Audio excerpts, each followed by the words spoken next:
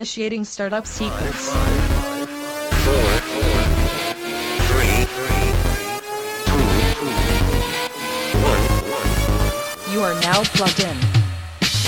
Hello, and thank you for tuning in to episode 210 of the Plug and Play podcast. I'm your host, Zach, and alongside me, as always, is Tim. Welcome, minions. This week, guys, our first half Tasty Treats is a full show Tasty Treat. And Tim, it's brought to us by you. So what are we drinking? It's Fluffhead. I can't remember the brewer now. It's a local one. Here, I'll just talk about it a little It's bit. not Matchless, because the other one we were thinking about was Matchless. It's a hazy IPA. I know it's 6.5 ABV. I don't know how many IBUs it has. It's tasty. It's brought to us by Block 15 Brewing Company. That's it. I'm not familiar with them. Are you? I think I've had them a few other times. Okay. Different random beers. How local are they? Like, are they Vancouver, Portland? Let me Does check it it say? out.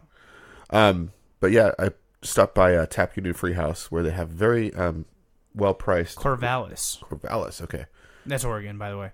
Yes, the college town. Yep. That's not U of O, that's That'd be the other one, the Beavers. OSU. OSU, yeah. So Fluffhead is a luscious hazy IPA that bounces a soft malt body with a copious dry hop addition. Flaked oats, copious. English yeast, special water treatment produce a fluffy round body, generous late addition hoppy with mosaic, chinook, and azaka. Deliver pungent notes of tangerine, papaya, and spruce. Finishes silky smooth. That's what she said. With just a hint of balancing bitterness. Cheers. It is a very full-bodied beer, I'll say that. It's very rounded, like it said. Fluffy is a good name for it. It is. A little fluffy. It's a little bit of fluffy. Tim, what have you been up to this week? Not a lot. Getting back into work. I'm missing CrossFit. Like, when as this cold started, I went one time, and like I was just dying. And like afterwards, like it just took all of my energy. Because the cold had already taken most of the energy. I just didn't realize it. And then when I worked out, I was just like, I could barely move. That's not good. It's not, but You need to take care of yourself, man. long story short, I haven't been to CrossFit for like 2 weeks now, and I'm really missing shit. my body's like it wants to get in a fight. Yeah. No, I'm not losing my muscle mass yet. Don't worry about that. You're looking pretty skinny there, Tim. Whatever. I am my same weight. It's just I feel Yeah, you just don't feel like you're... I feel anxious. Yeah, like your body's not exuding the I haven't been amount of punished energy. recently. Tim, what's going on? My Yeah. body's apparently like a masochist. Tim's like... Your body's like, hey, Tim, so here's a BDSM dungeon downstairs. You can probably take me down there and get whipped a few times. I mean, maybe later. So yeah, because of the cold, like I had a date night planned with my wife and everything on Saturday. We were gonna go check this new underground bar. Yeah. The Speakeasy looks amazing. Is But that like, the place we're going to Ghost Adventures? yes, Nice. I still want to go, but like Saturday we were like, no. And I think the next day, or maybe it was a little later, you were like, hey, come to the bar I'm at. I wanted to, but I'm like, Yeah, it didn't even sound that was Saturday. fun. Like I just didn't want to do anything. So we like rented the movies. We had hot, warm pretzels. They were delicious. I mean, I just didn't want to leave my, Yeah, no, my I know, I couch get or it. my bed. It was just stupid. And you had like an 18-hour day the next day, so... Yeah, which I don't remember any of it. Nice. That's the best way to get through those days. I did really well Sunday night. Like, my percentages were awesome. So, like, Nice. but I don't remember anything. Hey, that's not bad. So, anyway, Saturday we went to Redbox. We made a Redbox night of it. Okay, And what'd you guys watch? Pop-Tarts, because I wanted Pop-Tarts. We watched... Yeah, I saw your wife's like, we're having Pop-Tart movie night. And Tim's like, I still want my Pop-Tart. Like, she was joking. I got my Pop-Tart. She was joking. She didn't get the Pop-Tarts initially. I made us trip just for Pop-Tarts. So we got Pixels and Annihilation. And Pixels is good! it was better than I thought it was going to be. I'm still pissed that they had like cheat codes for Pac-Man. That's bullshit. Yeah, well. But I'm also bothered by the fact that one guy literally had a trophy wife. That's more than a little sexist. Also, I mean- his trophy wife was Qbert, which was fucked up. Yeah. And little Qbert babies. That was some weird shit. Spoilers. Sorry. Annihilation was. Did you like when they start yelling at the soldiers? Because that's like one of my favorite scenes. It was funny. It went a little too long, Yeah. for the joke, but it was funny. So yeah, I didn't hate it, and like just from the previews, it looked like it was like, oh, we're gonna make a movie about video games. We don't really care about video games. We're just gonna use it as a trope. Yeah. Yeah. But it was okay. It was good. Nice. Good. And then I watched Annihilation. My wife kind of fell asleep. What the fuck is Annihilation? It's kind of a hard sci-fi movie. Like, Oh, god damn it, Q. Thanks a lot. well, it's your fault for not turning the volume down. No. Don't Don't talk to me like that. No, it's your fault. No, fuck him. Okay, fine. It's all Q's fault. Yep. Thank you. Annihilation is, it's one of the, like, when sci-fi is good, it's not just sci-fi. It's not just like, oh, let's have some weird aliens. It's actually trying to address something else by using the sci-fi formula. And this movie was about cancer. That's fucked up. So in the movie, there's like this area that gets hit by some kind of meteor or something, and there's like this wall of shimmering that goes up. And like everyone that goes through that wall of shimmering that doesn't come back. And so this scientist, after her husband comes back after a year of going in, like as a soldier, he shows up at her house a year later, and she's also a scientist. And, well, actually, she's a scientist. He was just a soldier. But she's like, I'm going to go in there because he's all fucked up. His organs are failing. And like he'd been missing for like 6 months. So she goes, I'm going to go in there and figure out what's going on. So her and a team of other female scientists, this is the first all-female team, so they figure like, we'll try something different. We've sent all these men soldiers in, and that hasn't worked out. Yeah. They go in. So it turns out, like, within the shimmer, like, it's like a prism, and it mixes up everyone's genetic code. So they get this, like, crocodile that attacks them that has rows and rows of teeth like a shark. Weird. Yeah, so, like, everything gets bent and bounced around, and they discover, like, they got chlorophyll going on in their veins, like, their own DNA is getting messed up. Weird. And they descend into, like, insanity, and some pretty messed up stuff happens toward the end. Like, really messed up. But it's all really a metaphor for cancer. Like, the way that our cells just start replicating without control. So this is That Dragon Cancer, the movie. Yeah, but No kid. it doesn't deal with the... Well, I mean, the emotions are part of it, but it's more like just the relentless force of cellular growth. And it doesn't care about you. Yeah, no, it doesn't give a damn. And it's just... It's really cool. Huh. But dark. Sweet. Really good. Natalie Portman's the lead, and she's amazing. And Who's that? Natalie Portman? Yeah. I forget you don't watch movies. She's hot, okay? Oh, sweet. I'm going to check it out right now. Natalie. And thermite grenades play a nice. big part in the story. So She's very beautiful. Yeah, she is. And she acts really well. And there's more that develops about her relationship with her husband that shows up mysteriously. That's pretty cool. But yeah, it's a thinking movie, like not just one of those science fiction movies like, oh, let's have some ray guns and spaceships and like aliens, boo, pew pew. It's like one of those things that make you think a little bit. Huh. So I enjoyed it. But this is the week where you did a lot of stuff, so I want to hear what you've been up to. Yeah, I just deleted a couple things off there. Why? Yeah, because the first one was boring as fuck. I talk about boring shit all the time. Why should that stop you? I've been working on a business plan this week. Okay. So that's a lot of work. It's very. Does your brain hurt? A little bit. Are you like good with facts and figures and that kind of like spreadsheets and rows and columns of notes and like... Kind of. Okay. So I'm decent at it, and I'm making these from scratch, like no template. So it's interesting. Okay. I'm finding out a lot, and so yeah, I'll leave it at that. Okay. So I had the doctor call my wife about my son's eye, which I think we talked about last week. We did, yeah. And they were like, "He needs to come in for surgery tomorrow." And she was like, "I'm at work. You're gonna have to call my husband." So they never called. So then I called the doctor back and was like, "What the fuck? What the fuck is this about surgery?" And they were like, "Well, yeah, because you said it's not getting better and his eye's all pussy." And I was like, "Nope, never said that. I think you got the wrong kid." So there's a kid somewhere that needs to have eye surgery. Okay, that's terrifying. But it's not my son. That's terrifying. Or the fucking doctor is just wrote some fucking This is note. 2018. We should have like reliable chart notes. Yeah, so apparently they either the nurse wrote down the notes wrong, or somebody was just like, I'm just gonna ad lib. I wasn't really paying attention. I was looking at the cute baby, so I'm just gonna. And then your son has one less kidney. Yeah, that's exactly. Great. So I was like, nope, we're not doing the surgery thing. Fuck you guys. Is your son's eye better, by the way? Yeah, pretty much. Okay. Yeah. was like a clogged tear duct, It right? was just a fucking clogged tear duct that got infected. Yeah. They're like wanted to do some eye Yeah, surgery. they want to give him like a robotic eye. I mean, that sounds cool. I mean, yeah, Does probably. that lasers? Maybe. Okay. The thing is, like, I like his eye color because it's weird. It's like gray. Yeah. So I feel like they could probably give you a robot eye color in gray. probably. Like green might be harder actually. Well, then I want green. Okay. Anyway, no One surgery gray, one happened. green. Yeah, no surgery. And then we also went to Kyoto again, or Kyoto. How do you pronounce that? Kyoto, Yeah, that's the one. the Japanese teppanyaki. Yep. So went there, dropped another $80 fucking on dinner. What did you have? I had the steak and chicken. Okay.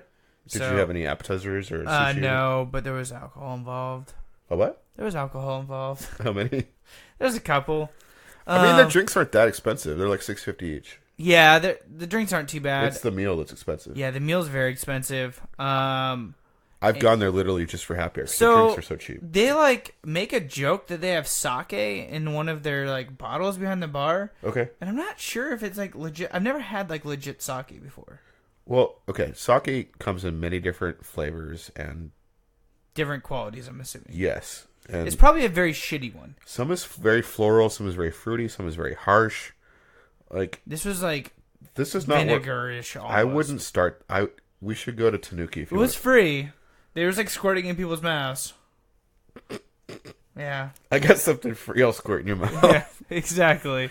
They probably love that. Yeah. Look at these dumb. Oh, they make the stupidest fucking jokes the whole entire time. Oh, I know. Yeah, they're super cheesy when they're slicing and dicing. Did you Yes. have a good time? Yeah, it was fun. I'm getting really kind of just like. Seems like everybody I know wants to go there for their birthday or for a special occasion. And this is like the probably 5th time this year I've gone, and I'm like, all right, motherfuckers, I've dropped like almost $500 goddamn dollars in this joint, like in a year. We're not even we're like over halfway, just barely over halfway through the year. Did you move the sumo wrestlers for me? Not this time, but I did drop a shitload of 1-800 call girl number cards in that place. I forget you do that. So there was even some in the birthday card for the gentleman. I gave 5 to him and then dropped a couple around the place as I was walking out. Nice. So there are All some these call girls in Nevada tall getting phone calls from Vancouver, Washington. Hey, can you come up? I'm like, no, that's Yeah. like 6 hours Yeah. drive. This is like a 4-hour flight. I mean, I guess if you're gonna pay, but yeah. Then we also went over to we actually have a couple of parks around our house. We went to a little park and played around there Saturday. So that's all I really did. Well, yeah, that was Sunday. Sorry, I did the park. Saturday, I went and grabbed beers with Tony, and he's helping me do the business plan. So we did that. That's when you invited me, and Yeah. I wanted to come, but I didn't. So we went there and we had first off, we started Barrel Mountain Brewing. Nice. And so I got there, and Tony had just ate breakfast. So we sat there and we drank 2 beers, which, by the way, they have like a really good new seasonal IPA. I think that we might have to go. Oh shit! When's the end of the month? It's getting pretty close. It's like the 26th today. Yeah. Well, if you get a chance to go there before the end of the month, ask for a seasonal IPA. It's very good. It's like a wheat IPA. Weird. It's very good. Okay. So we sat there and we had 2 of those. And I had some steak bite thingies. And then we drove around for a little bit and talked. And then we ended up at Northwest Liquid Gold and ended up drinking a couple drinks there and having some soft pretzels. It was a good 4 or 5 hours of just chilling and stuff. The night before that, which would have been Friday night, we did Guys Night. So I did that for about an hour and a half. But I knew I was hanging out with Tony, so I didn't So stay are you too long. officially transitioning away from calling it Magic Night? I mean, it's still Magic Night. We used to call it Guys Night to kind of just to hide it a little bit. And sometimes I bring over the Switch and play some of the games I got on there. There it is. So we do that. And then I also installed some new technology in my house, but we're not going to talk about that yet. So that's basically my week in an extremely quick wrap up. Do you have any questions? I Just mean, give me notes. I was interjecting as I had questions, so Okay. no. Okay, sounds good. You want to talk some news? Let's talk some news.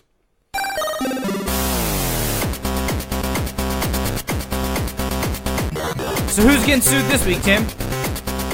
Telltale. Yeah. So This is a we've hard one to talked swallow. about we've talked about this company a lot in the past. We've played quite a few of their games, not all of them, but A lot. Telltale Games does cinematic storytelling. Cinematic.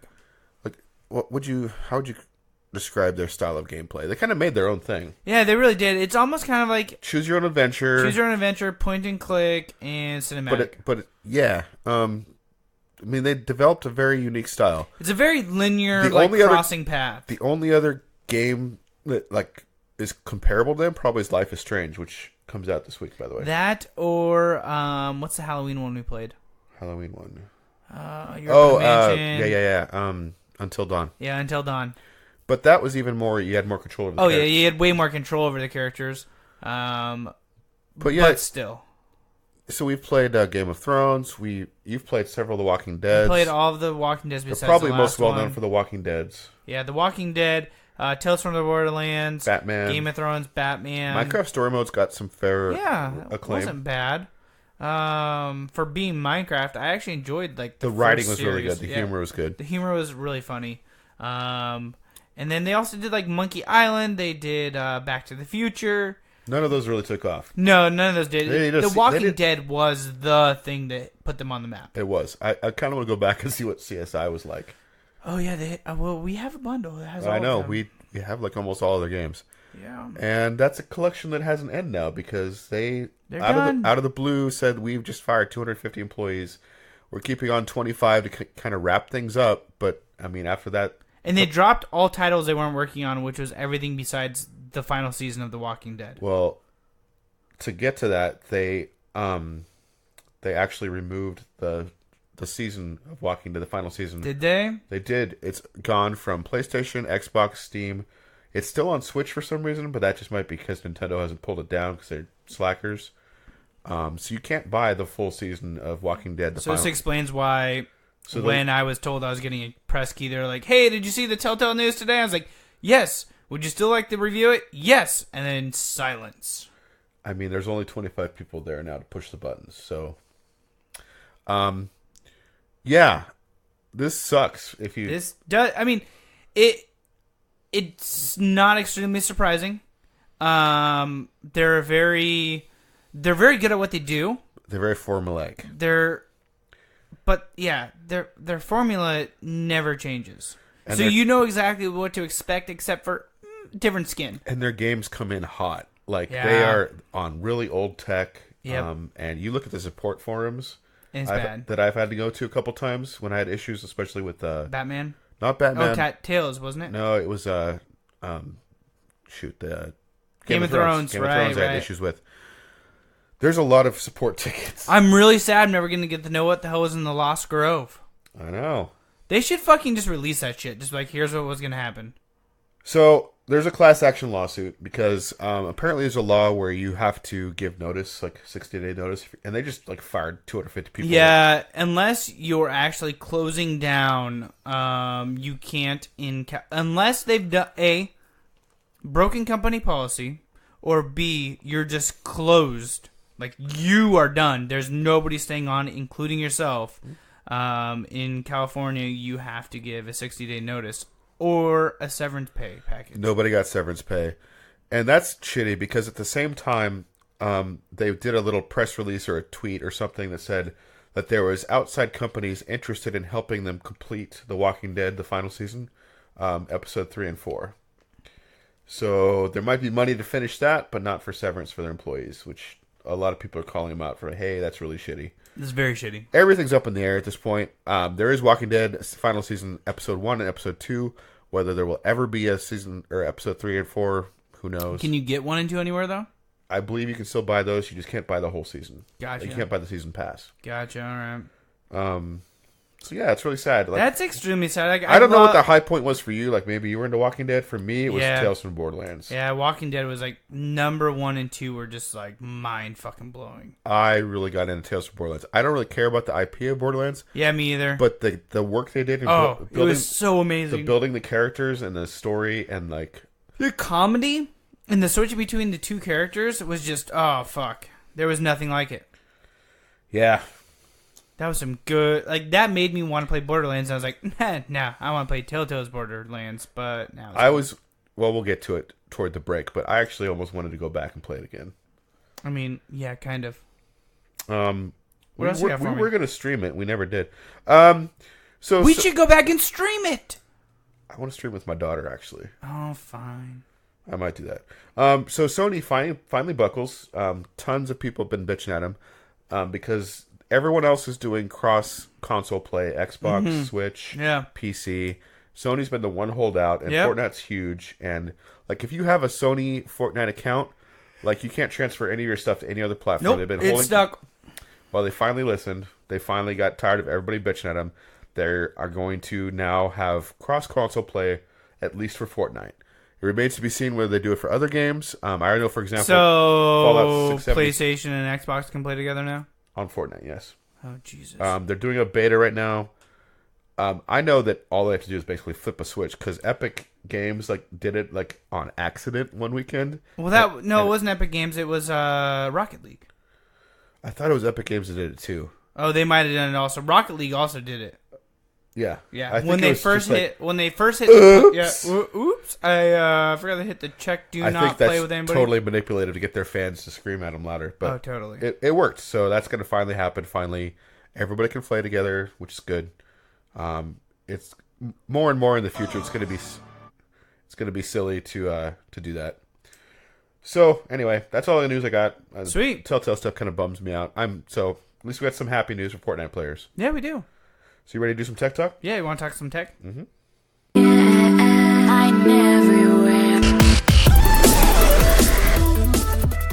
All right, guys. So this week I'm coming in hot and heavy and opening up some new doors with the what the hell is it called? The Garage Jetic. Can't pronounce this name to save my fucking life. Gay Raid Rad Get. The rad gay what? Yeah, Garad Get. How wide are you opening these doors? Pretty wide, about garage door width. Damn. Yeah, Party in the Zex garage door. garage. Yeah. So it's I don't honestly know. It's a widget. What does it do? It's not a widget. It's a box. It's a little box that does something. That's Oh yeah, a widget. it's a little box. That's a widget. Okay, well, it's a box that connects to your already working garage door opener. Okay. Easily, simply, 2 fucking wires. So it's plug and play friendly. It's very extremely plug and play friendly. And what it does is you put a little a little reflective pad on the garage door itself or above the garage door. I put mine on the garage door. I'll take it down and show it to you.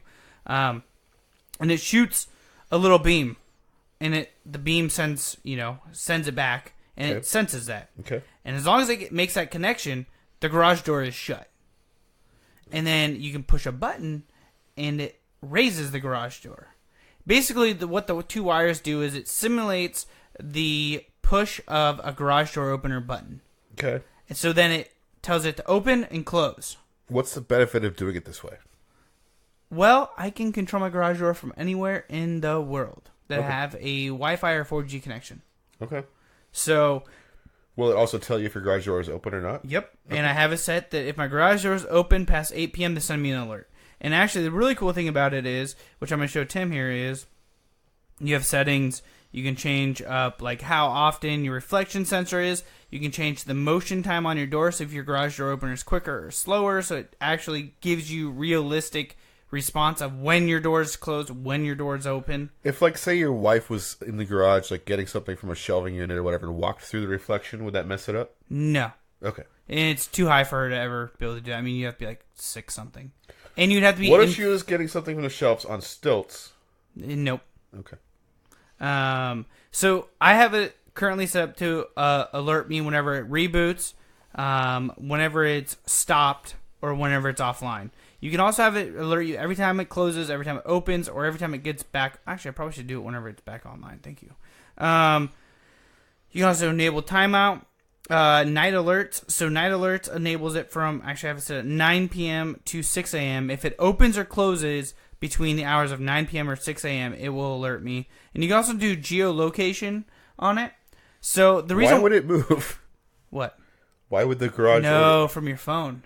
So you can set it to within however many meters or miles Okay, so from if your property. If your phone comes close to it, it'll just open automatically? Yep. which is cool if you So have... you're like Batman where you drive up. And Exactly. Your garage door is already open. It's really cool if you only have one user. Currently, this is brand new on the market. Funded by Indiegogo. Nice. I bought it off of Amazon for $79.99. I wish I would have known about it when it was on Indiegogo. I'm sure we could have got a dual package for way cheaper. Yeah. But it works extremely well. It's extremely simple. Interface, everything on it. The installation was simple once I figured out the issue. The issue is this product only runs on a 2.4 gigahertz network. And the setup in our house, unlike a lot of other people's house, the Wi-Fi system we're going with is a smart home Wi-Fi system, both of us. Mm-hmm. And dual band, but it's a dual band, but it synchronizes as one, and it detects what your device can do, and it delivers that band to it. And there's no way... Like my old Netgear router had two bands. It had two separate channels. You could channels. have like TIM 2.4 and TIM 5. Right, that's what my Netgear looked like. And our Google does not look like that. No. And the problem with it is, with this device, is that it connects to your phone originally and tries to synchronize with the previous Wi-Fi connection and then asks to save the defaults into it. The problem is my phone is running on 5 gigahertz, and every time I would try to do it, it would fail. Because it doesn't recognize that there's actually 2.4 gigahertz within that 5. So I did find a really easy workaround using an Apple product. They run on 2.4 gigahertz. Of course they do. So I just used a really shitty old iPod I had laying around, installed the app on there, and it seemed to work great. Everything after that, it was like literally a 15-minute install. Cool. So altogether, I think from start to finish, I could probably replicate this in 25 minutes. Mm-hmm. So super simple. I can check my garage door out anywhere I get alerts on it. And it's just one more added layer of security to my house because I have been notorious for leaving that garage door open throughout the night, or just when I get home, I hit the button and it maybe doesn't react or something. So now I've got a fallback plan. It'll alert me before I go to bed. And if you're lazy in your bed, you can check your phone instead of getting up and going downstairs. Exactly. Nice. So, yeah. And, there's other things on the market like this. There's a Chamberlain one out there. The one thing that I will say that this product offers over anything else is it's an all-in-one. And actually, right now, it's $89.99 apparently. Oh, wait. That's because it has expert. No, it's $79.99. Don't worry about it. Maybe it is $89.99 now. That sucks. Went up $10. Well, if you hadn't talked about it. I know. Oh, we're cool now. Yeah, we're cool now. Plug and Play Podcast talked about it, so we can raise the price $10. Awesome. They should comp mine. Yeah, they since should. we made them all that money. You should. The Chamberlain and many of the other products out there, unlike this one where it's all built in one, the wireless and everything like that, Chamberlain has like a hub. Think of like almost like our Philips Hue Home Hub. One more widget to worry about. There's 2 of them. 2 of them? Yeah, you have the one that connects to the garage door, then you have the sensor across the room from it, and then you also have the hub, and they all have to interact with each other. And it's more of a sophisticated system and everything like that. But with this one, keep it simple, stupid. Yeah, you can actually have up to, I think, 5 garage doors on this one app. Okay. If you have 5 garage doors, let us know. You have too many fucking garage doors, and maybe we should trade houses or something. Maybe you are Batman. And maybe you should be getting the Chamberlain one then at that point. But I am extremely pleased with this one. I've been using it for a week, and it's really nice and simple. Can you look up the name again? Because I don't think you ever successfully said the name of it. Garage-it. It's like Gadget, but Garage-it. Garage-it. Okay, that works. I mean, yeah. How did you get gay rad or something out of that? Well, because see, GARAD, get. Garage-it. Okay, well, congratulations. Gay rad. Gay rad, shit. Gay rad, get. Let's go to break and get another beer. All right, sounds good. So I want to set up our break music though. Okay, damn it. So I was talking about Tales from Borderlands. Yes. This is one of my favorite moments in Tales from Borderlands.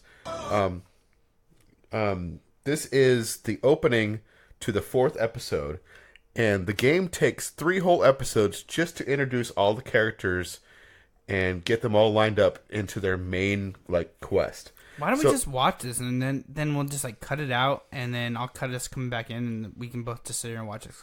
I kind of want to watch it. It's great, but they can't see it, so I need to describe it to them a little bit. Okay, yeah. So this is all the characters getting into this makeshift spaceship that wasn't really a spaceship before. It was like a RV or something. Yeah, it's like a bus. It gets strapped to 2 giant rockets by this crazy mechanic that's in love with one of the characters. Fuck yeah! And it's all of them coming together for this common purpose. It's a fuck yeah moment. And yeah, check it out. It's the opening to episode 4, Tales from Borderlands. Escape Plan Bravo. Look it up on YouTube. It's great. Really good music. It's an original composition, actually. Back to the top.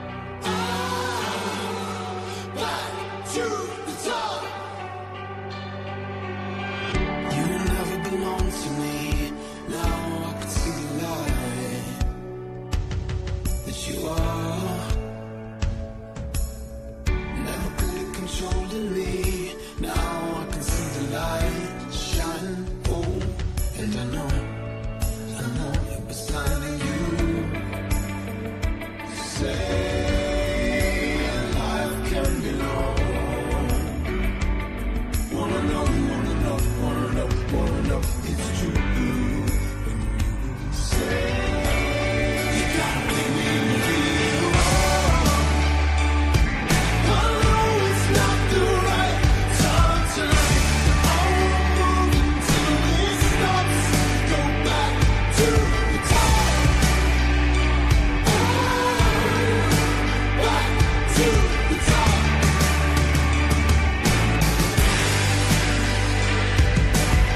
I'm not scared if you run to me. Lost like when you were mine.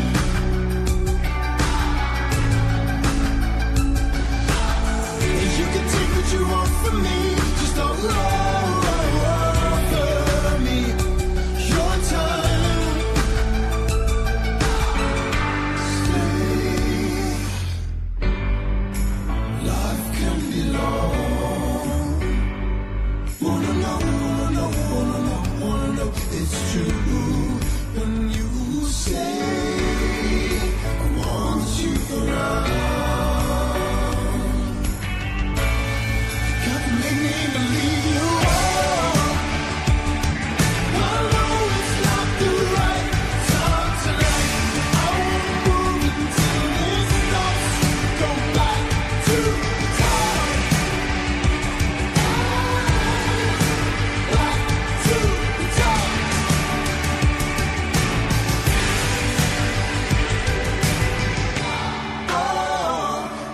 I know it's not the right time tonight, but I won't move until it stops. Go back to the top. Back to the top. And we are back. Tasty treats in hand. Again, drinking the Fluffy Fluff. Fluffernutter. The Fluffernutter. What I my think butter? that actually is a beer, but not kick the can. Shit. What did you just knocked over my controller, you asshole? Yep. So we just played we'll get Pilot to that. Wings. We'll get to that. Not Pilot Wings. Pod Sports. But that's not what we're going to talk about. Not the games we've been playing. We're talking about Kickstarters. You want to? Is that your way of saying, hey Zach, let's kick it? Let's kick it.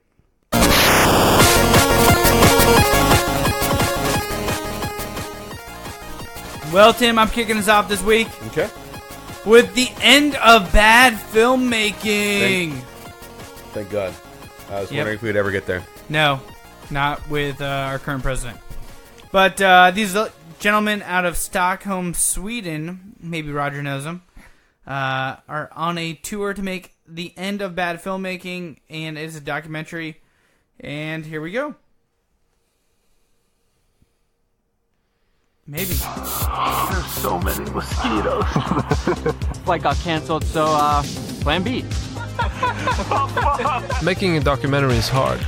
This is why we're making a free behind-the-scenes series, to give you a real exclusive insight into how a feature film is made. Like, everything that has been able to go wrong has gone wrong. What would you do if you saw a bear coming out of here right now? Okay, getting out in 3 hours. You should probably come with us. Good morning, sir. I dropped my phone, broke that screen. They wouldn't check our luggage. Did you see that sign? It said Grizzly Valley. Yes! Hello! How happy am I? My name is Johnny von Wallström. My last film, The Pearl of Africa, premiered in Toronto and later sold to Netflix. Right now I'm working on my new feature film together with my friend Madi Hapoya. Madi is a world-acclaimed DOP, and you might know him from his YouTube channel.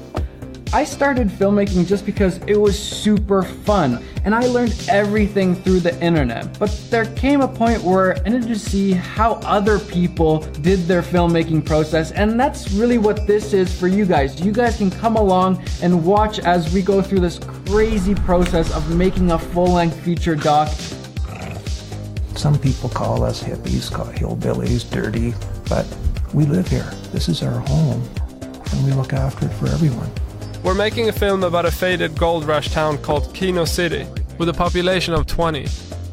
These not so upright nor outstanding citizens are forced to get along, or risk killing the city for good. We actually got a meeting with an agent, and I didn't know that much about who it was, or Will Smith, Scorsese, Spielberg, all those. And I'm going there in shorts, and my Hawaii shirt. Why not? Through short videos, as well as live streams, we'll show you how we shoot, edit, and sell the project.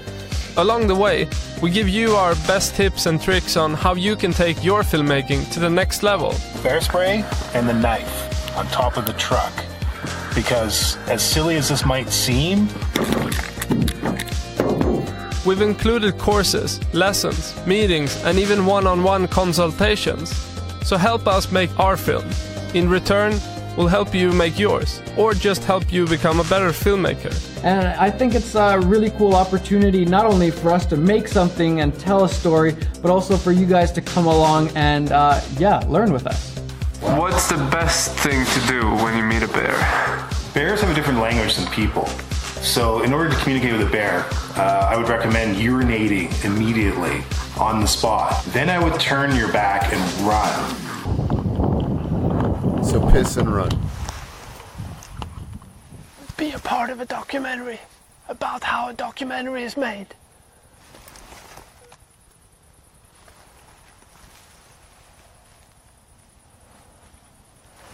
I thought bears chased you when you ran. There's so many.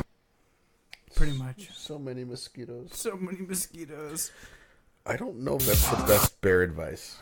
I mean, I don't know either. You came from Alaska. What do you know about bears? I know that they're big. They can be mean as fuck. And if you punch them in the balls, they're probably going to leave you alone.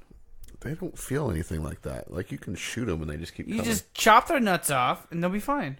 Okay. Neuter that son of a bitch. That seems like it just make it more angry. I mean, after it realizes his nuts are gone, it's going to be like, oh fuck, give me my nuts back and I'll leave you alone.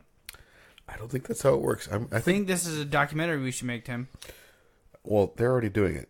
How much are they asking for? They're looking for $25,598 US. Shoestring budget? Yep. And they're currently at $5,930. Big yawn. Big yawn. It's really late here. 37 days ago. 112 backers. Okay. Thank you for $6 US. Not a filmmaker, $12 US. Gets you a preview of the film before launch. A free documentary masterclass plus LUTs is $20 US, which gets you the LUTs plus power grades and documentary masterclass. And the big granddie of them all, become an associate producer. $8,533 US. Become an associate producer, be a part of the making of an award-winning documentary. Join us on our mission, donate at this level, and you'll become one of our associate producers. Listed as such in the film end credits. See more producer descriptions at the bottom. Standalone offer. But you will get all the other digital perks. You will also get a seat at the world premiere. Hotel nights also covered. All right. All right, that's all I got for you. Cool. So last week I had a theme, which was terrible Kickstarters that would make you look like an idiot. Yep. This week my theme is indie games that are close to being Dumb. done. Oh, done, not dumb. Done, but not funded. I read that wrong. So these are both interesting games that are struggling with getting their funding, and they are almost over. So by the time you hear this, there's only like a couple days left to back them if they sound interesting to you. So you should check them out. The first one is called Sundew, and I like that it starts out. You can go ahead and play it because it's just going to be music. Okay. But maybe tamp it down a little bit.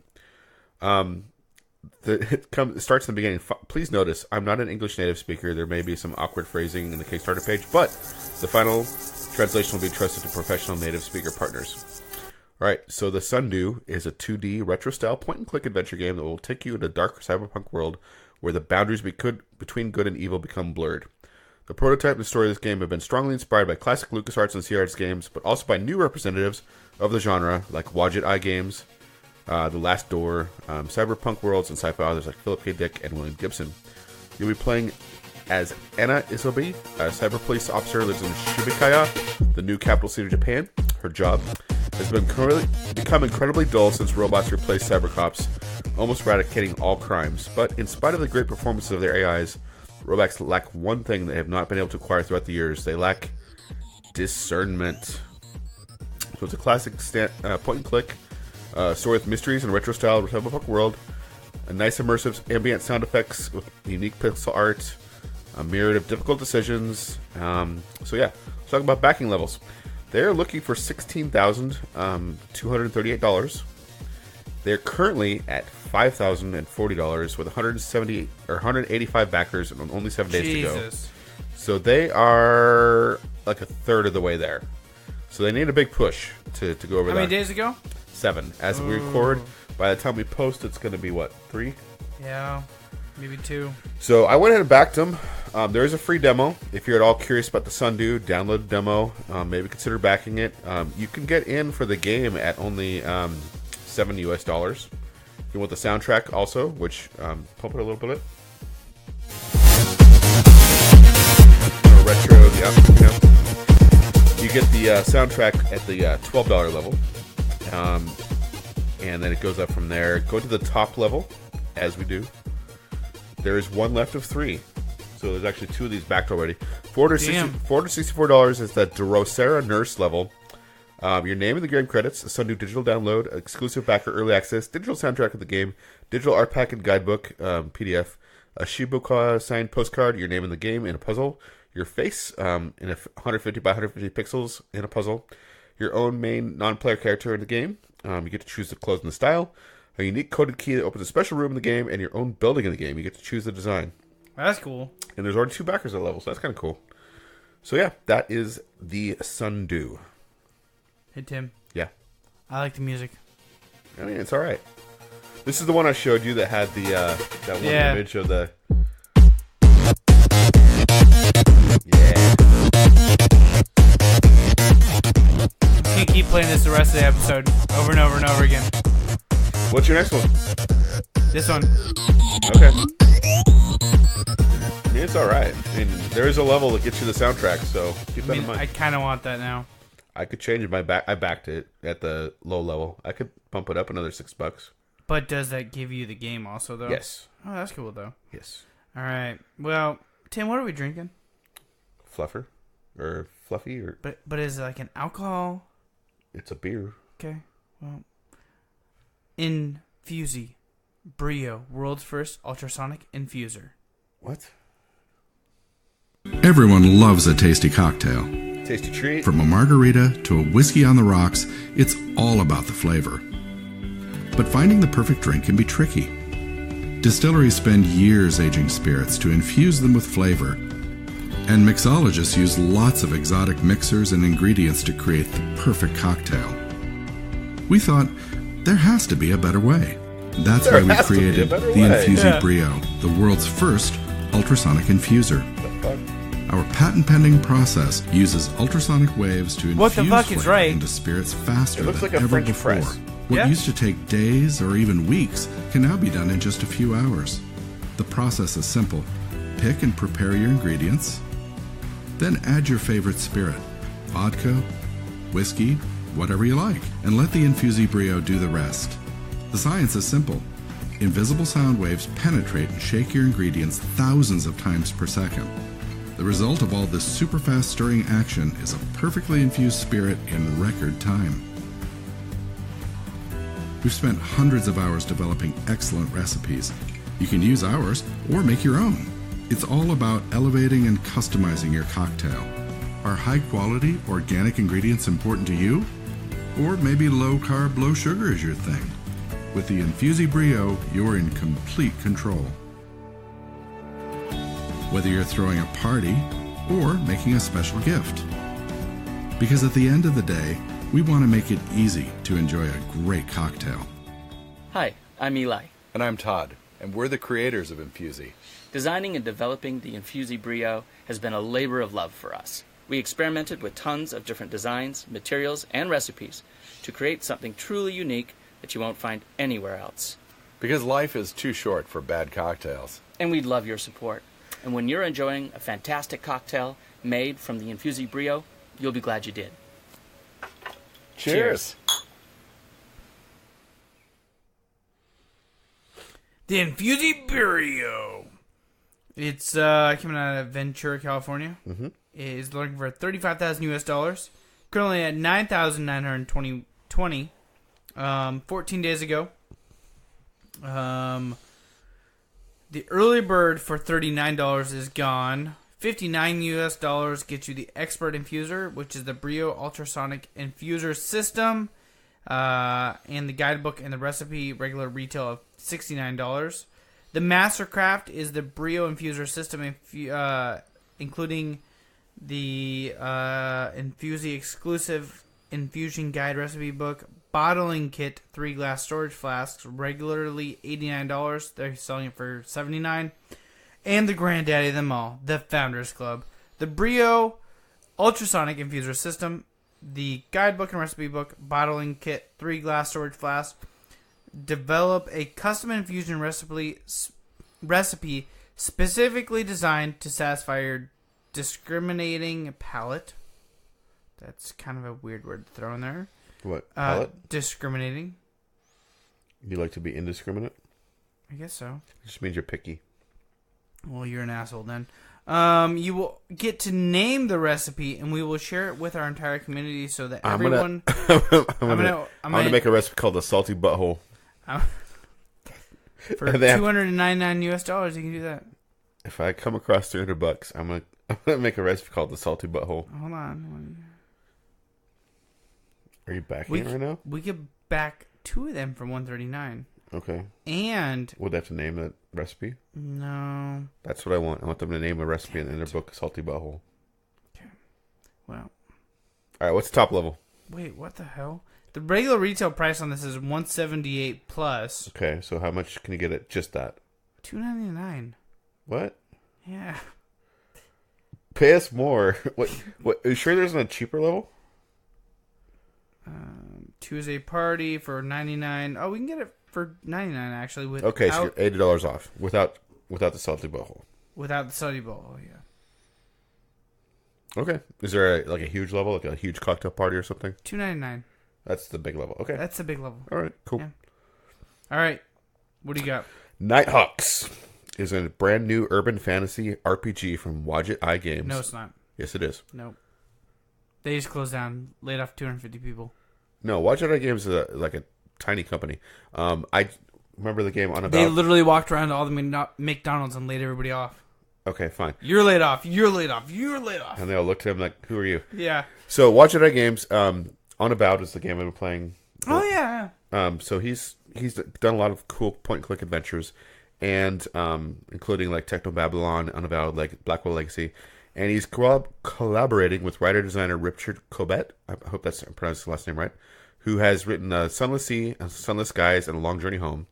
And the initial concept for the game came when they were working on Sunless Skies, and he was dreaming of seeing that caliber of an interactive fiction merge with the atmosphere of some of his favorite urban fantasy books and games. In particular, 2004's Vampire the Masquerade, Bloodlines. And decided he wanted to play that game far too much just to leave it sitting in the mental what-if folder.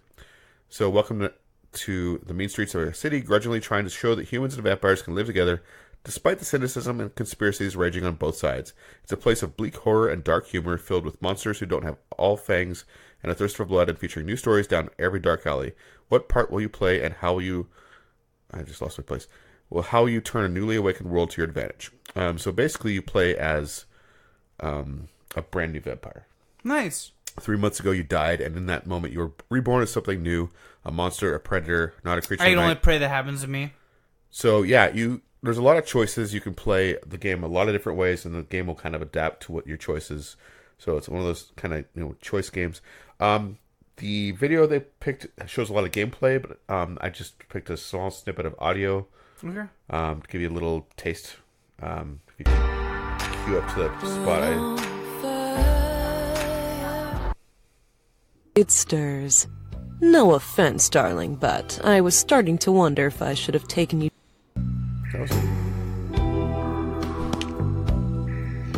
Ah, it stirs. No offense, darling, but I was starting to wonder if I should have taken you to a graveyard instead. Yes, please.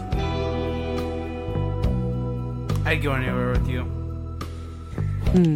If I was you, my dear little sweetmeat, I'd get back on my feet. Find a job if you must.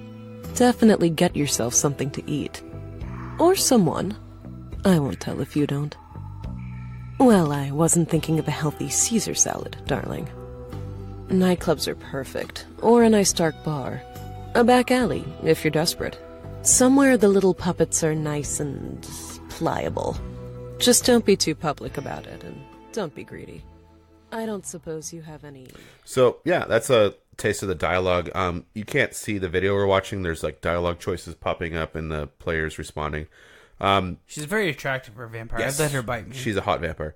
Embrace the night, live the nightmare, climb from rags to riches in a modern vampire in a city where seeker has been revealed. So vampires are somewhat out in the open. So yeah, it's a RPG that's very heavy on dialogue and story. So it looks really cool. They're asking for $125,000. As we record, they have 8 days to go with $77,406. So what is that? Like 2/3? Something like that? Yeah. They've got 2,470 backers, including me. $20 gets you just the game. Oh, name an enemy NPC. I didn't see that before. That's cool. That's cool as hell. We could name him Q. We could name an enemy NPC Q. For how much? I've already backed it. Do it. Or I'll do his full name. Name it Caduce. Yeah. Name it Caduce. You know I will. There's other levels going up to the top level. $5,000. 2 left of 2. Ruler of the Night. Take the final step up. Don't just be any old vampire. Be a boss of a district. As before, the character must be 18 plus and will work with you on the fiction, with your character appearing in the crucial story scene as well as part of your own quest and storyline. Also includes gold credit card, cosmetic, Ruler of the Night, Nighthawks Collector's Edition, name an enemy NPC, and backer name and credits. That is, once again, if you're looking to support it, the Nighthawks, the Vampire RPG from Dave Wilbert at Wadjet Eye Games. And the other guy I mentioned, which I can't remember right now, out of Brooklyn, New York. All right, so that's our Kickstarters for this week. Sweet. Let's talk about what we've been playing. Yeah, Tim, why don't you hit us up with your Pilot Wings? So, yeah, we played this at PAX. We've talked about it, I think, on the show, if I remember right. It is pretty much Pilot Wings, but it's called Pilot Sports because it's not made by Nintendo. It's made by a German company. I want to say W Games or Z Games. Z Games, yeah. And it's a lot like the Pilot Wings you remember. It's set on an island. You select characters. I always go for Tom Selleck looking one. There's a 007 looking one and a couple other punk looking characters. And then you fly like hang gliders and jetpacks and biplanes and dive in a parachute. Go through a lot of rings. It's fun. We've been playing 2-player all along. You and me at PAX, you and me here. Yeah. My daughter and I It's a lot of fun. It supports up to 4 players, so I guess it would obviously split the screen into 4 sections. I haven't played it that way yet. In 2-player, you still get a really good view of everything. I wonder how the view looks when it's split into 4. I have not actually played the single player yet. And you so should try it out and let me know how it goes. I don't know if there's a story mode or how the progression goes. I will say that the one thing that I'm kind of noticing is there's not like things to unlock or like awards. It's just kind of all like done for you. Yeah, the modes are really cool and fun, but I don't know. It seems like there needs to be goals or challenges. Or I haven't played the single player though, so to be fair, there may be more to it yet that I haven't seen. Okay. But it is a lot of fun to play, especially with someone else. We'll see if it's fun to play by yourself. Yeah, it's been a lot of fun at PAX in here. The other game I just got today, actually yesterday, I played a little bit. It's a cross-buy. It's PlayStation 4 or Vita. Okay. It is Time Spinners, and it's not Time Splitters. Time Spinners. It's like a fidget spinner game. No, there's no fidget spinners. There's it's a pixel art game, kind of like Castlevania Symphony of the Night. But the thing is like you're this tribe that has like a time machine.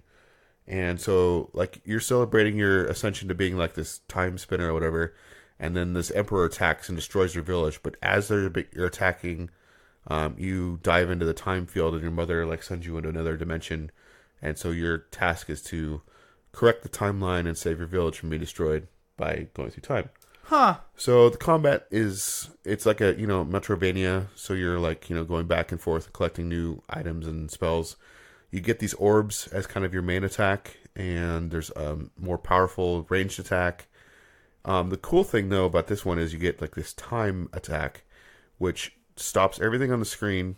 And so enemy could be jumping at you, and you'll stop him, and then you can jump on him and use him to be as a platform to get something you couldn't get to before. But I have noticed I downloaded on Vita, and it's not running super great on Vita yet. Like, it stutters. So you're like... That sucks. You'll miss like 5 frames and like totally screw up a jump. So I'm hoping that version gets corrected. That sucks. I'd actually rather play it on the Vita, I think. Because because when you blow up pixel art on a big screen, it just doesn't look as good. It's not pretty. It looks a lot better on a small screen. It does. Like a Switch or a PlayStation Vita or whatever. Yeah. So, yeah, that's what I'm playing. Or a Game Boy Color. It'd be fine as a DS game, too. Yeah. But yeah, that's what I'm playing. Sweet. I've been playing Descenders again a lot. So, anything new or? No. I just still suck at the game. I mean, I don't suck at it, but it's just I'm not very good at it. Well, you need to make videos of you dying terribly. The thing is, like, yeah, I need to do that. Yeah. It'd be funny. You're right. Yeah. Okay. And I've been playing NBA 2K19. How'd you get that? So, they sent it to me. Uh-huh. And I will say this game is like, the story mode is not replayable again, just like the rest of them, but it is interesting the first time through, and I actually made sure I sat down and played the entire main campaign for Is my there career. a way to play it outside of the story campaign? Just like play matches or... I mean, you can. Is it just not fun to do it that way? I mean, not for me. I know people that do enjoy that. Or you can do online and shit like that. I'm just not into that. So do you... I just like the rags do to riches. Do you make teams or you just follow one player, basically? So, like, the way I do it, you make your own character and you start from wherever and you play the story mode. If you're playing online, how would that work? You would just play your character that you created and you would just get matched up with people. But there would be a whole team involved or just one character? I mean, I think you can choose 1v1 or, like, 3v3 or, like, an actual whole team. Okay. Like, I think it goes up, like, 6v6. When you're playing in the campaign mode, are you interacting with a team, or how does that work? In the campaign mode, yeah, you're interacting with the team. But you're just controlling your character? You're just controlling, but, like, depending on what position you play. Do you get benched? You do. So, will you be watching part of a game that you're not in? You could, in? or you could sim it till when you're back on the court. Okay, that's weird. So, I always sim till I'm back on the court. Mm-hmm. Yeah, I probably would too. Yeah. You know, I've noticed the previous 2 NBA games, NBA 2K games, I should say, they've made a huge, heavy emphasis on the online community. And last year was just horrendous to the point where I couldn't play the game.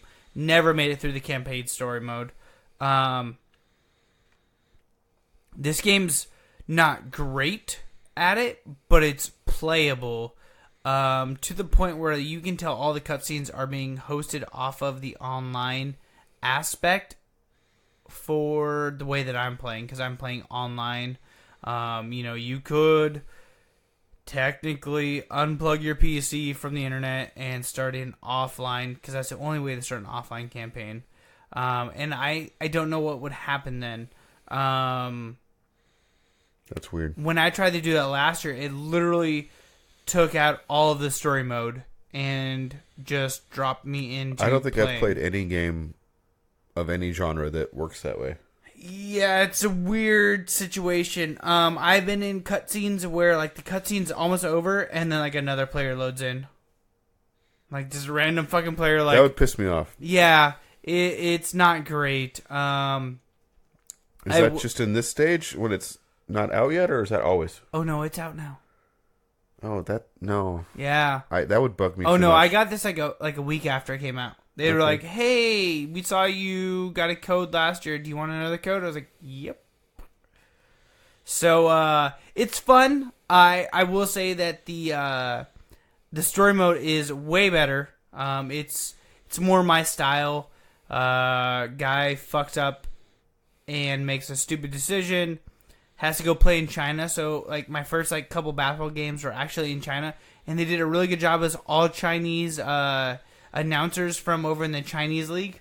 So you're listening to Chang Chong Mar Chong Chong and like the whole entire whatever the fuck they say, like the whole entire fucking time, and then every once in a while, I'm shaking my head right now. Yeah, he's shaking his head.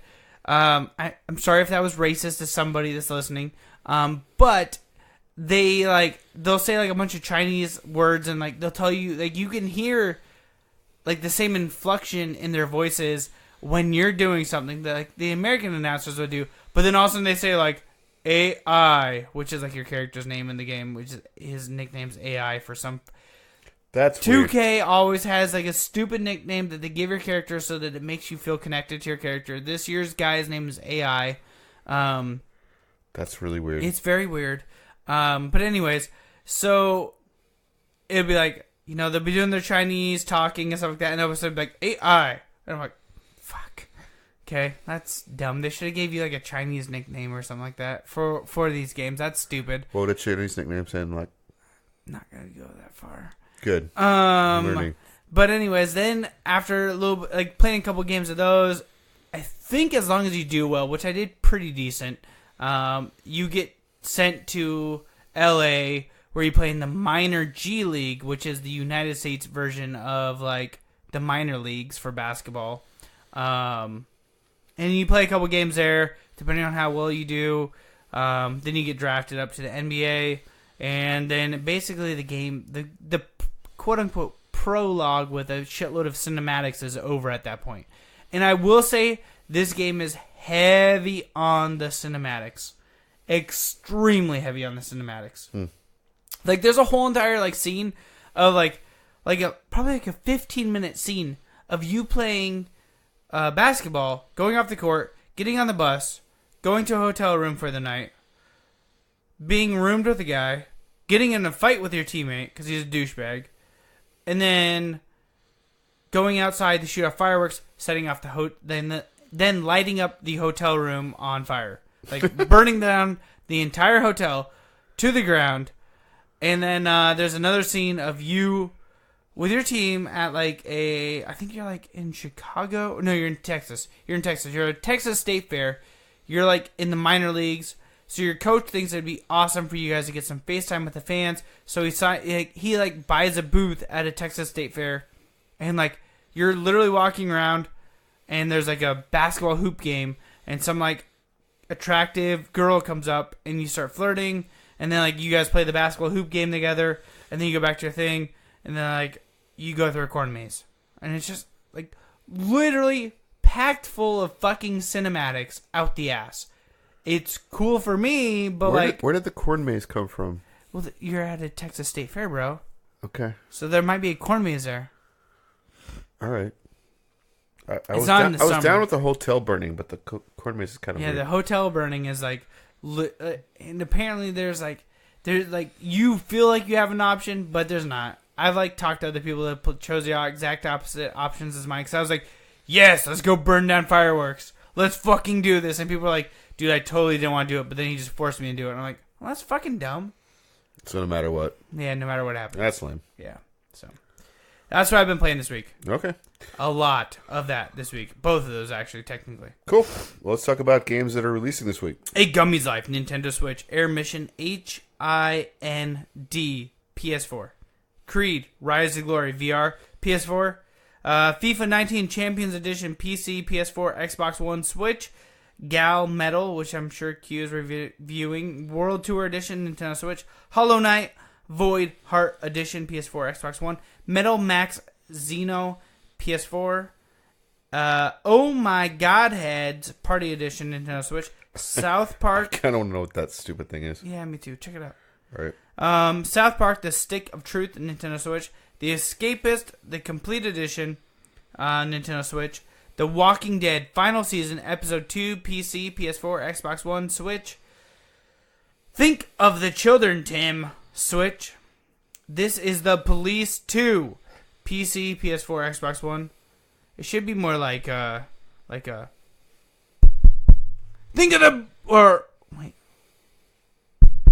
This is The Police 2, PC, PS4, Xbox One. The Ultimate Chicken Horse, Nintendo Switch. Valkyrie Chronicles 4, PC, PS4, Nintendo Switch, Xbox One. Snake vs. Snake, Nintendo Switch. Always Awakening, Nintendo Switch. Armorello, Nintendo Switch. Life is Strange 2, Episode 1, PC, PS4, Xbox One. I'm going to have to pick that up. I have to decide whether I want to do PC or PS4. Morhun. Wanted. Switch. What the fuck? I just paid Hulu. You did? Apparently. All right. Pilot Sports, Nintendo Switch. Yes! Rise and Shine, motherfucker. Nintendo Switch. Towerfall, Switch.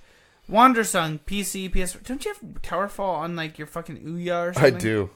I really do. Whispering Willows, Nintendo Switch. Dragon Ball Z Fighter, or Dragon Ball Fighter Z, Nintendo Switch. Demon's Crystal, Switch. Oh my god, I got Demon's Crystals on PS4. That's a weird game. That's a weird game. FIFA 19, PC, PS4, Xbox One, Switch.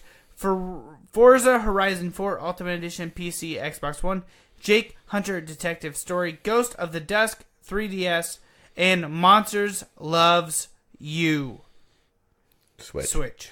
So, I just sent you a video of Oh My Godhead, whatever. So Okay, we can let's check that out. So, Switch. Grab 3 of your friends. Don't forget the Joy-Cons.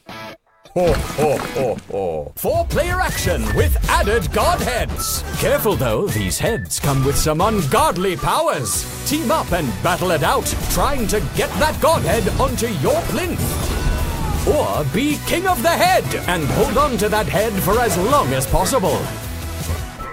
Fed up of fighting for heads? Fight for your own and be the last man standing.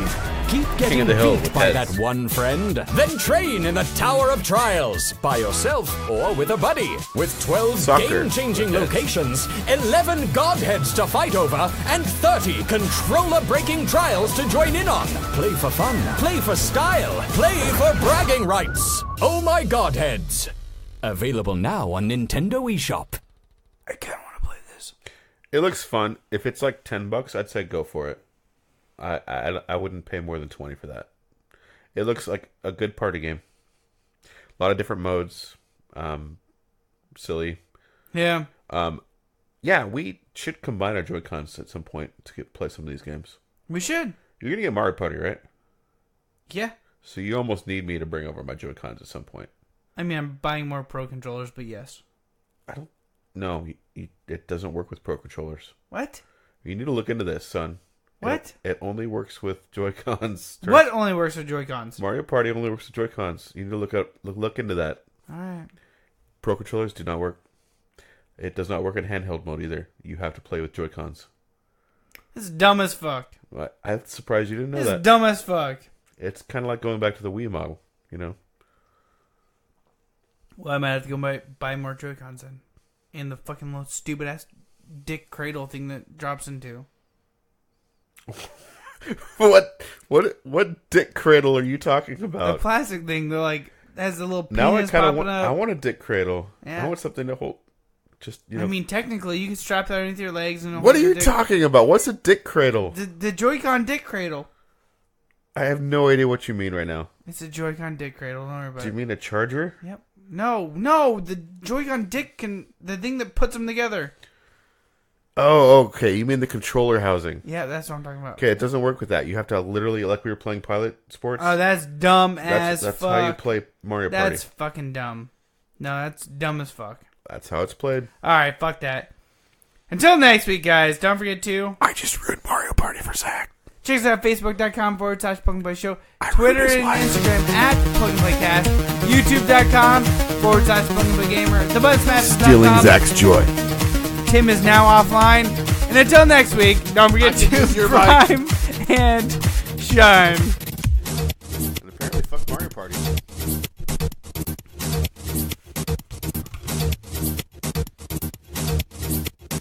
Fuck Nazis.